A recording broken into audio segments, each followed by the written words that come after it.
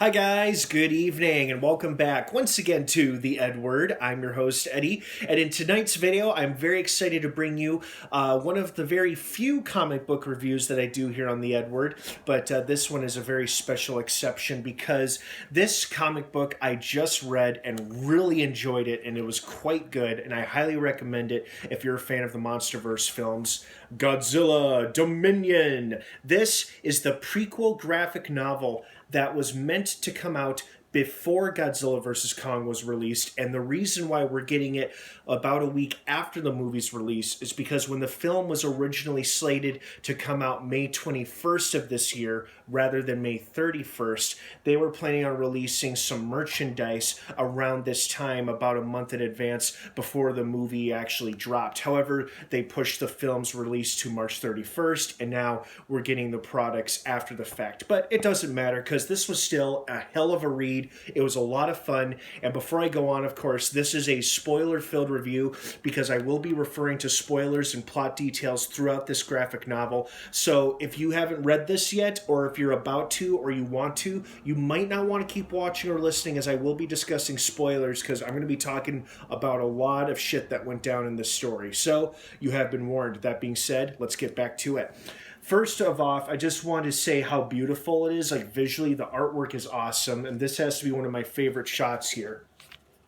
Okay, it might be hard to tell from your angle, but basically Godzilla's head is right here, down there, and he's swimming with a pod of whales, or actually they're swimming with him. It looks like they're swimming with him, which is awesome.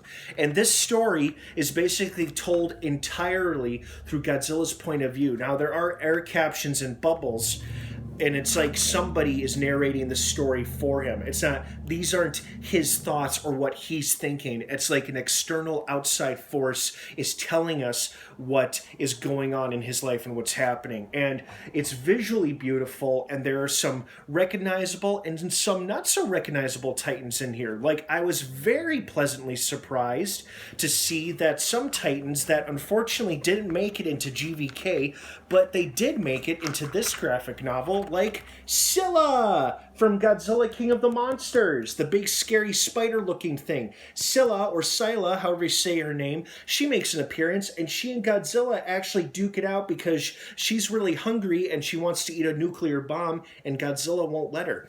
So they get in a fight, and then another Titan that made an appearance I was very happy to see was one of my personal new favorite Titans from King of the Monsters, who survived King of the Monsters, was our very own Behemoth! Right down there! It's Behemoth, the big ape mammoth-like Titan from Godzilla King of the Monsters. Unfortunately, he wasn't in Godzilla vs. Kong, but he was in this story, and it's funny enough, Godzilla actually saves his life from a far nastier, uglier Titan, this ugly mofo right here. Don't know his name, but he hasn't been in any of the movies yet. I think he's just a graphic novel creation.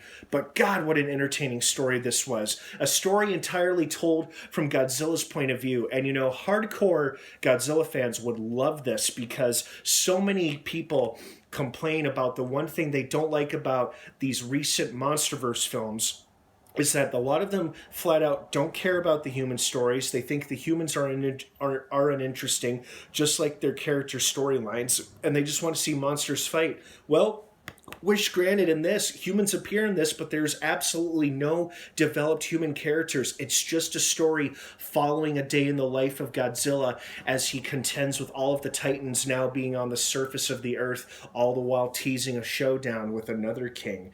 Any guesses as to who?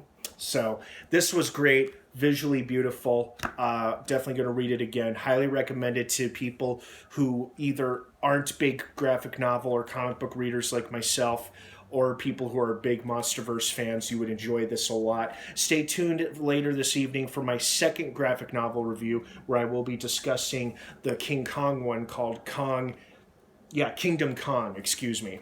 So anyway, yeah, that's Godzilla Dominion. I really enjoyed it, and I hope you guys did too. What did you think? I'd love to hear your thoughts and your reviews and your comments down below in the comments section. Thanks for watching. Godzilla Dominion is now available for purchase online, and I assume in stores, like whatever bookstores may be open or available to the public still, but it's definitely available for purchase online. and highly recommended. All right, guys, thanks for watching. Have a great rest of your evening. And of course, until next time, may the Force be with you.